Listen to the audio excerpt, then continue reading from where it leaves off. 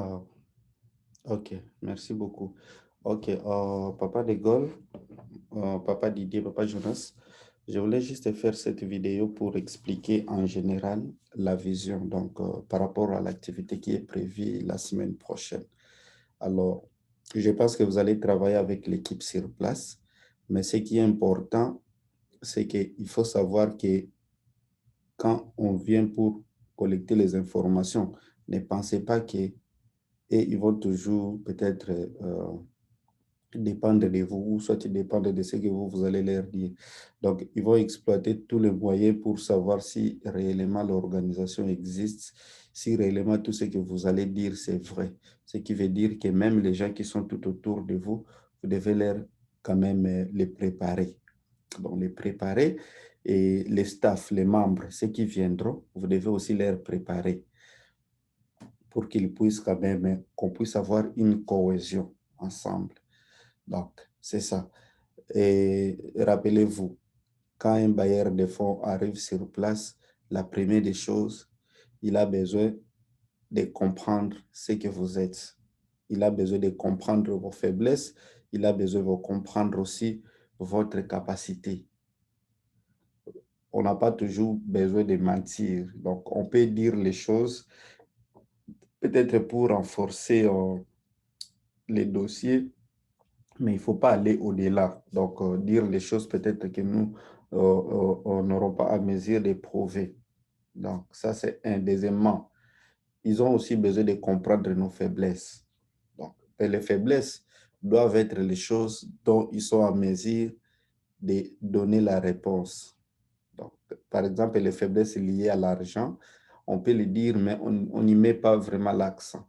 On peut dire aussi, on demande quelles sont les difficultés que vous rencontrez. Donc, la première difficulté est que la plupart des membres de l'organisation travaillent comme des volontaires. Donc, s'il y a une opportunité, soit s'il y a un projet, c'est là où nous allons quand même leur donner des primes. Mais s'il n'y en a pas, ils n'ont aussi rien. Donc, nous dépendons seulement des opportunités en place. Donc, c'est ce qui veut dire que si nous n'avons pas un projet en cours, les membres aussi ne reçoivent rien. Ça, c'est une faiblesse parce que nous n'avons pas un partenaire pour le moment qui peut soutenir les ressources humaines. Ça, c'est OK, mais on ne peut pas aller dedans. Mais maintenant, on change et des côtés, on parle maintenant d'une manière technique. Par exemple, qu'est-ce qu'il nous faut pour bien dispenser nos formations? On peut dire, par exemple, nous avons besoin de mieux équiper cette salle. Par exemple, mettre des climatiseurs, mettre avec la vidéoconférence, parfois, et c'est beaucoup un peu compliqué, mais on a besoin, par exemple, d'un écran plasma LED qui peut être connecté avec l'Internet. Et la plupart des gens qui donnent des formations, par exemple, sont aussi à l'étranger, les gens peuvent venir participer à des formations en ligne, ainsi de suite. Et aussi dire, par exemple, euh, et les formations que nous donnons nécessitent, après la formation, nécessitent que les entrepreneurs puissent avoir des crédits. Alors, et nous, on est en train de travailler pour chercher de mobiliser les fonds pour leur donner quand même ces financements-là. Donc, c'est, c'est, c'est, ça, c'est une façon de donner des difficultés. Et aussi, il faut dire, par exemple, pour le moment, nous avons besoin d'un technicien dans l'équipe. On n'a pas, par exemple, on n'a pas quelqu'un qui est très fort en design, qui peut nous aider, par exemple, à avoir créé vraiment une identité virtuelle. Ça, c'est un exemple, mais parce que nous, on a déjà quand même, on est en train de fournir les efforts de ces côtés-là. Et merci, Papa Jonas, de ce que vous êtes en train de faire. J'ai vu, vous avez créé déjà des emails. On va faire des formations pour que tout le monde puisse être à mesure d'utiliser. Et puis, les sites Internet, nous sommes en train de continuer bientôt là. Ça sera super. Alors, ça, je voulais juste te dire que devant un partenaire, on ne met pas plus l'accent sur l'argent que vous cherchez. Parce que le partenaire ne peut pas venir vers vous, vous donner l'argent si c'est que vous n'avez pas l'argent. S'il sait déjà que vous n'avez pas l'argent, il aura peur. Il pense que s'il vous donne l'argent pour faire le travail, peut-être vous allez utiliser cet argent pour votre propre fin. Donc, soyez prudent de ces côtés-là. Et puis, les membres que vous allez mettre dans l'équipe ces jours-là, ils doivent d'abord comprendre la vision. Ça, d'ailleurs, c'est la première des choses, la raison pour laquelle je suis en train de faire cette vidéo. Donc, c'est très important. Donc, je pense que tout c'est dans les sites web. Donc, je vais juste partager les sites Internet. C'est là où nous allons essayer un peu de parler. Papa Jonas, j'avais vu, vous avez, avec les sites des KFF, vous avez mis la traduction, les traducteurs Google automatique là. J'aimerais que vous puissiez faire ça aussi. Donc, c'est ça. Si vous lisez ici, d'abord, vous n'avez pas besoin de... L'introduction, c'est autre chose. Quand on dit introduisez-vous, introduire une organisation, c'est-à-dire que vous allez donner d'abord quelque chose comme un aperçu général de ce que nous sommes. Donc, nous sommes une organisation non gouvernementale et qui travaille pour l'amélioration. Bon, ici, on parle de la réduction de pauvreté.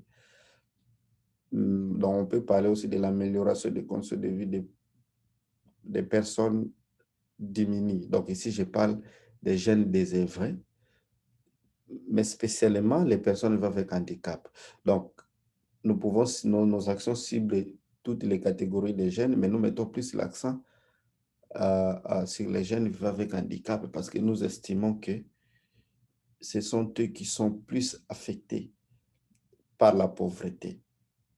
Et après ça, vous verrez qu'on peut parler maintenant de la mission. Donc, notre mission, donc quand vous donnez d'abord cette petite introduction, après, il faut maintenant parler de la mission. La mission, c'est ici. OK.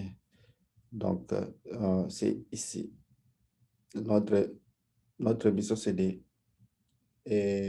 promouvoir les jeunes marginalisés pour créer les opportunités d'emploi. Donc, créer les opportunités d'emploi pour les jeunes désœuvrés, donc spécialement les jeunes avec handicap, et aussi promouvoir leurs droits. Donc, c'est-à-dire, nous avons des approches. Nous utilisons une approche qui est basée sur les droits humains. C'est-à-dire que quand on milite pour que ces gens-là puissent avoir l'emploi, nous militons également pour que ces gens-là aussi puissent connaître leurs droits et puis défendre leurs droits eux-mêmes. Donc, ça, c'est la mission. Maintenant, quand on parle de la vision, donc nous voulons créer une société inclusive où tout le monde peut vivre sans discrimination. Ça, c'est juste bref, mais vous pouvez traduire si vous voulez, on peut traduire, mais je pense que les grands chefs connaissent déjà et comment ça est. Alors, si nous allons changer ces images, si nous avons de belles images, et puis en termes maintenant de programmes, parce que une manière de faire en sorte que cette vision puisse être traduite par une réalité, c'est aussi par les activités. Donc, nous devons réaliser les activités et grâce à ces activités, maintenant, nous allons maintenant atteindre notre vision. Donc, ici, on parle d'abord de la formation sur l'entrepreneuriat. Donc, c'est ici, il faut dire que nous avons, par exemple, les centres de formation où nous apprenons, où nous renforçons les capacités des jeunes sur comment ils peuvent créer leurs activités. Donc, comment créer des activités ou les petits business. Et normalement, après la formation, normalement, on doit donner des fonds,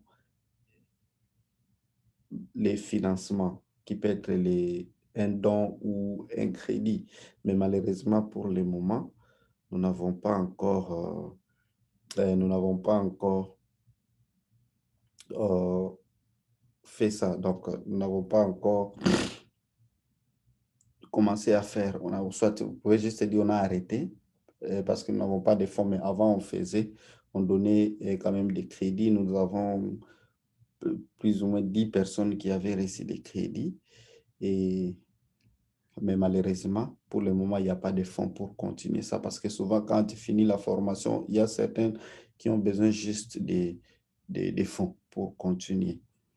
Alors, il faut parler des workplace. Donc, workplace, donc c'est un espace de travail. Il faut leur dire que ici, nous appelons les jeunes vivant avec handicap qu'ils viennent travailler. Donc, c'est-à-dire, il y a des gens qui ont des idées, qui ont leurs ONG, qui ont été formés par nous, mais ils n'ont pas de bureau. Alors, on les invite de venir ici pour la formation. S'ils veulent organiser des formations, des conférences ou soit des réunions, ils peuvent venir ici et puis utiliser notre salle. Non seulement à Kinshasa, mais nous avons aussi des salles dans des provinces où ils peuvent aller. Alors, il y a aussi la formation sur les droits des personnes handicapées. Donc, ce qu'on appelle disability training, disability rights training. Ici, je parle que notre but pour pour ces programmes, c'est de renforcer les capacités des jeunes vivant avec handicap à travers les formations pour qu'ils puissent militer et défendre leurs droits et aussi militer pour leur inclusion dans la société. Donc, c'est ici. C'est un programme. Parlons encore d'un programme de internship comme un stage professionnel. Donc, il faut dire aussi que souvent, quand nous avons des projets où nous avons des initiatives comme ça, on invite les jeunes avec handicap pour obtenir une expérience. Parce que souvent, le manque d'expérience, c'est l'une des choses aussi qui fait que les personnes ne puissent pas avoir peut-être l'opportunité d'emploi. Alors, nous leur donnons cette expérience-là en travaillant avec nous. Et puis, il faut encore dire, même ceux qui veulent créer leur propre entreprise, qui veulent qui ont des startups ou bien des projets, et le fait de participer dans des programmes d'internship comme ça leur permet aussi d'avoir vraiment cette motivation-là de continuer. Donc, c'est-à-dire que souvent, après la formation, on les invite de venir, de faire les stages professionnels chez nous. Ils vont voir comment est-ce que nous travaillons dans les projets. Et parler maintenant, le dernier programme ici, parler maintenant de la Journée internationale pour les personnes handicapées chaque décembre. Donc, il faut dire que nous, ensemble, euh, nous organisons, nous célébrons la Journée internationale. Bon, c'est une occasion aussi de faire les plaidoyers au niveau national pour que les gouvernements, les autorités, les décideurs puissent quand même reconnaître les droits des personnes avec handicap. Donc, ça, ce sont les programmes. Nous avons la formation sur l'entrepreneuriat, nous avons les crédits et financements qu'on peut donner s'il y en a. Nous avons un espace de travail où les gens peuvent venir pour les réunions, où les gens qui ont été formés, qui veulent maintenant commencer leur entreprise, ont besoin de conseils, ils peuvent venir chez nous. Et nous avons aussi une formation sur les droits des personnes handicapées où on forme les personnes handicapées sur leurs droits, sur comment est-ce qu'ils peuvent faire des plaidoyers, comment est-ce qu'ils peuvent sensibiliser et même d'abord la population pour éliminer toutes les discriminations. Nous avons les programmes de stages professionnels où peut-être on peut sélectionner des jeunes, 3 jeunes et pour venir faire un stage peut-être de 3 mois chez nous. Et ce stage-là permet d'acquérir quand même une expérience. Et cette expérience-là, ils peuvent l'utiliser. Donc, nous, quand ils travaillent chez nous, nous, on n'appelle pas ça comme un stage professionnel. Donc, on fait ça comme c'est un travail. parce que c'est un travail pour essayer un peu de donner plus la crédibilité sur, sur ça, sur les documents qu'on va lui remettre. Et enfin, la journée internationale est pour faire les plaidoyers au niveau national. Et donc, ici, j'avais parlé du staff. Bon, j'avais mis seulement quelques staffs. Là-bas, il faut mettre, n'oubliez pas de mettre les femmes dans l'équipe. Si vous allez appeler Maman Pauline, vous pouvez l'appeler pour qu'il y ait la diversité. Parce que s'il n'y a pas de femmes, ce n'est pas cool. Donc, c'est ça. Vous verrez ici qu'il y a des personnes que j'avais mis comme membre du staff. Bon, ici, ce n'est pas important. Ce qui est plus important, c'est que ce qui est ici. Donc, ici, ce qui nous reste, ce sont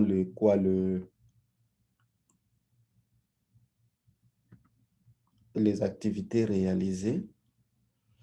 Donc, la première chose, il faut parler de l'activité avec l'Université de Minnesota. Donc, nous travaillons avec eux pour promouvoir les droits des personnes avec handicap dans la province de Chopo, donc précisément la ville de Kisangani. Donc, vous parlez de ça. Et après, vous parlez aussi d'un programme que nous avons commencé sur l'inclusion financière avec Equity Bank. Et bien que les programmes semblent ne pas bien marcher, mais nous pouvons toujours chercher à relancer et voir si les choses peuvent aller mieux cette fois-ci. Donc, c'est ça. Et parlons aussi maintenant du grand programme que nous avons réalisé avec Ecoin Green, où on a formé plus de 800 jeunes à travers les pays, dans les provinces. Et ces jeunes-là, pour juste être à mesure de créer leur propre business. Donc, c'est ça. Parler de ça, parler aussi des différentes activités, donc notamment les différentes formations qui ont été organisées à Kisangani, formation sur les plaidoyers, formation sur la création des contenus. Tout ça, vous devez en parler.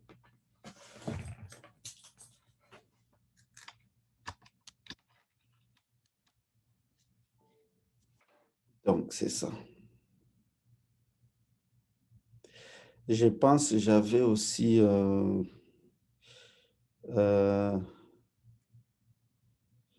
attendez. Bon, ce n'est pas un problème. Je pense que ça déjà, ça va. Si je peux juste ajouter quelque chose sur la stratégie, ici vous verrez, si j'ai dit 1 million, bon, normalement, l'ISAID ne peut pas travailler avec un partenaire direct s'il n'a pas encore, disons, s'il n'a pas encore atteint au moins 1 million de bénéficiaires, direct ou indirect. C'est-à-dire ici, je ne parle pas des bénéficiaires directs, mais je parle des bénéficiaires aussi directs et indirects. Par exemple, quand on a fait des sensibilisations, toutes les communautés qui ont été sensibilisées et leurs familles. Quand on parle de formation, on forme les personnes. Il faut toujours comprendre que quand on vient parler de l'impact d'une formation, on prend les personnes qui ont été formées et puis les ménages moyennes, c'est 5 personnes par maison. Donc, si par exemple, vous avez formé 10 personnes, c'est-à-dire si on veut parler de l'impact, comment on va calculer? On calcule d'abord les 10 personnes. On prend maintenant les 10 personnes, on multiplie par 5. Donc, parce qu'on estime 5 personnes par ménage. Et maintenant, ces personnes-là, ils vivent aussi avec des gens peut-être dans leur environnement. Ils peuvent aussi transmettre les messages. Donc, si on estime, par exemple, qu'une personne formée peut transmettre un message positif par rapport à ce qui a été dit lors de la formation de la sensibilisation, au moins à 10 personnes, vous verrez que vous pouvez, l'impact, on peut parler de plus de 100 personnes, mais au moment où peut-être vous, vous avez formé 10 personnes, donc c'est ici. J'ai parlé, j'ai vu dans tout ce que nous avons fait, les sensibilisations, les messages sur les réseaux sociaux, tout. Je pense que nous sommes vraiment éligibles de bénéficier directement les financements de l'ISAID. Donc, ça dit qu'avoir atteint 1 million de personnes. Alors, vous verrez ici, j'avais dit que plus de 900 000 dollars investis dans les programmes. Donc, les 900 000 dollars ici incluent aussi nos efforts. Ça dit que beaucoup de gens ont travaillé, mais ils n'ont pas peut-être eu les salaires. Alors, on appelle ça une kind contribution qui est convertie en monnaie. Donc, à ce jour, si vraiment on était à mesure de payer tout le monde correctement, et puis tout ce que nous faisons, s'il était vraiment monétisé, on allait peut-être avoir au moins dépensé au moins 900 000 dollars donc dans les programmes. Donc c'est pour cela que je mets ici 900 000 dollars. Du coup, ça nous donne l'éligibilité de bénéficier d'une subvention, que ce soit de l'UNICEF, New York ou de l'ISAID, parce que là-bas, il faut au moins 500 000 dollars, avoir géré au moins 500 000 dollars. Alors, nous, on n'a pas géré 500 000 dollars, du coup, comme ça, mais nous allons défendre ça en termes de projets, des efforts, ainsi de suite. Alors, les trois grandes stratégies qu'on avait définies pour jusqu'en 2025, donc, la première des choses, c'est promouvoir donc self-employment, donc promouvoir l'entrepreneuriat auprès des jeunes. Donc, promouvoir l'entrepreneuriat auprès des jeunes. Ça, c'est un.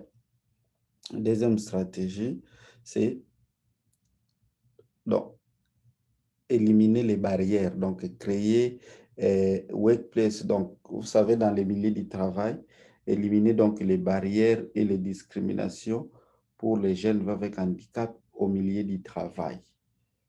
Et puis, increase awareness of. Donc, c'est-à-dire qu'ici, on parle de la promotion des droits des personnes avec handicap. Donc, faire en sorte que la population en général puisse être, donc puisse connaître que les personnes avec handicap ont un droit de travail et tout ça. Donc, maintenant, vu que les programmes pour lesquels nous préparons cette présentation, c'est pour les jeunes, on parle de la participation des jeunes, c'est-à-dire on peut poser une question, par exemple, comment est-ce que vous faites pour promouvoir la participation des jeunes dans la société, dans les systèmes éducatifs ou partout. Déjà, à partir d'ici, on peut dire que oui, premièrement, euh, nous renforçons la participation des jeunes dans l'économie à travers l'entrepreneuriat. Donc, c'est-à-dire, nous faisons en sorte que ces jeunes-là puissent avoir la capacité, par exemple, de créer quelque chose et puis contribuer à la société, donc créer des emplois. Donc, on forme les gens qui sont prêts, qui seront capables de créer leurs propres emplois. Donc, créer les emplois pour eux-mêmes et aussi créer les emplois pour la société. Donc, participer aussi dans la société en général.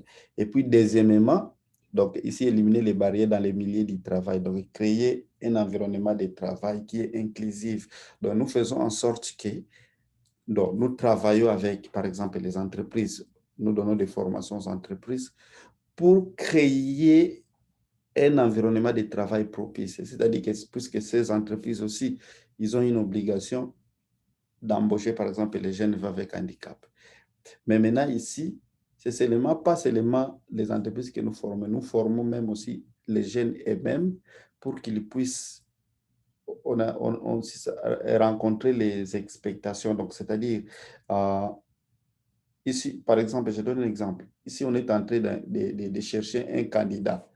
Bien qu'on dit que même si quelqu'un a un handicap, il a droit aussi de travailler, mais s'il n'a pas ces capacités-là, s'il n'a pas ces droits-là, donc, ça dit que nous faisons aussi en sorte que ces personnes-là puissent aussi rencontrer les attentes des employeurs. Donc, On forme aussi les candidats pour qu'ils puissent rencontrer les attentes des bailleurs des fonds. Et aussi la sensibilisation en général pour qu'ils puissent savoir que les jeunes vivant avec handicap, ils ont aussi droit à la vie, droit d'accéder aux soins de santé, droit de faire tout ce que d'autres personnes peuvent faire. Donc, il y a les 3 grands axes d'intervention que nous avons définis pour cette année. Alors, c'est ça. Donc, plusieurs choses et d'autres choses, nous allons juste améliorer plus tard. Donc, j'ai fait d'abord ça, c'est pour vous donner d'abord une idée.